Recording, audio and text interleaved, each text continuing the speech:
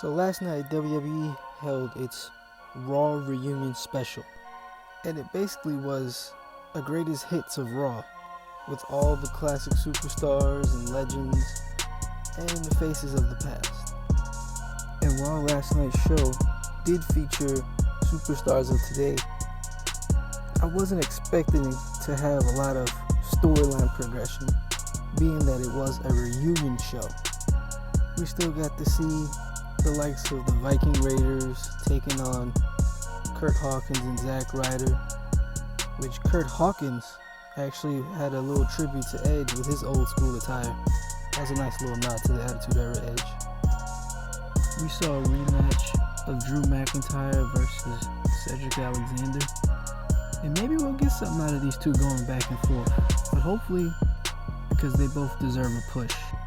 Drew deserved to go after the Universal Championship, and maybe Cedric could go after the US Championship. Him and AJ could put on a masterpiece of a match. I've seen them go at it before. Then we got Joe versus Joe, Samoa Joe versus Roman Reigns in a promo, which then turned into a match. And that's a good little feud I'd like to see go on longer. So we got a little story progression on this Raw. Not too much from the current roster, but Raw wasn't about them last night. It was an appreciation of the past, really giving thanks to the superstars that paved the way. Braun Strowman threw around Randy Rowe in a squash match, and I think somebody needs to go check on that man, because he's not doing too well after last night. Sami Zayn talked a little trash about the superstars of yesterday. This led to Rey Mysterio challenging him to a match, and the match was pretty quick, but we got to see Kurt Angle again, Sergeant Slaughter, RVD himself, and the Hurricane. I want to go back to the beginning of the show, where we open up with John Cena, because the saying, you don't truly appreciate something till it's gone, is true in this case, because he came out to a massive pop, which was definitely something that wouldn't have happened a few years ago. But being that we haven't seen him in a long time and he's now considered a part-timer, we love John Cena. And personally, I've always liked John. I mean, the whole Super Cena gimmick wasn't my favorite thing, but I've always liked him as a person. But anyway, we open up with him getting the crowd hot, and we even get a quick dose of the Doctor with a few rhymes from him, and the Usos spitting a quick few bars. Then Big Uso comes out. Rikishi makes his return. And God, I haven't seen Rikishi in so long. Devon Dudley also makes an appearance on tonight's show, which was cool to see him, but I would have loved to have seen both Bubba Ray and Devon. Christian was there too, and I think we missed an opportunity last night to see Edge, Christian, Matt, Jeff, Bubba Ray, and Devon in a backstage promo.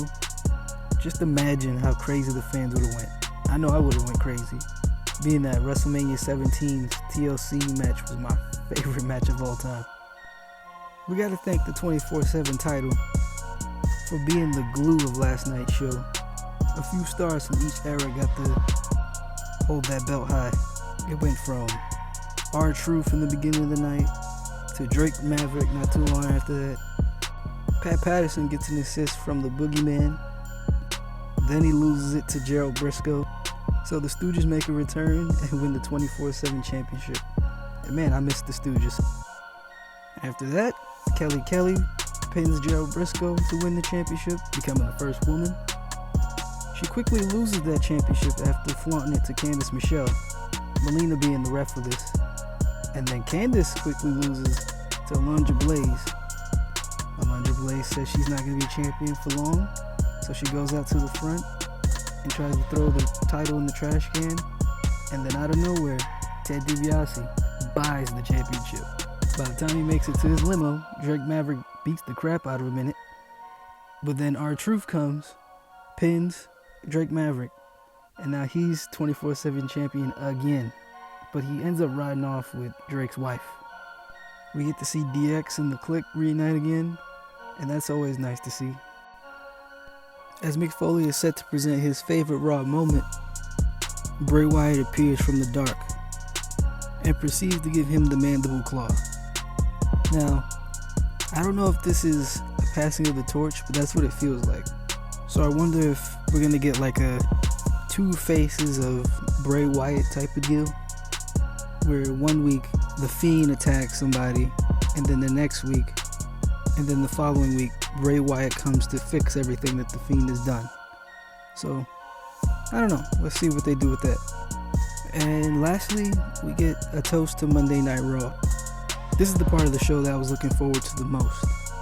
All the stars came out, Hulk Hogan said his piece, and then finally, that glass shattered. Stone Cold makes his entrance in classic Stone Cold fashion, hits all four ropes, raises his arm, and he's soaking in all that love that he's getting from the crowd. I wonder if he misses all this stuff. He proceeds to put everybody over, from the crew to the stars to even the fans, thanking everybody. And he puts everything into perspective, because as fans we tend to forget that the superstars sacrifice themselves for us. They miss birthdays, they miss time with family, all that stuff we tend to take for granted.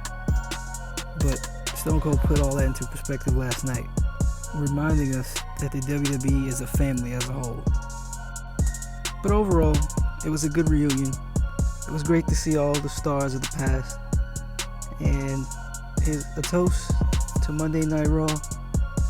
And we'll be back to our regularly scheduled program next week. Peace.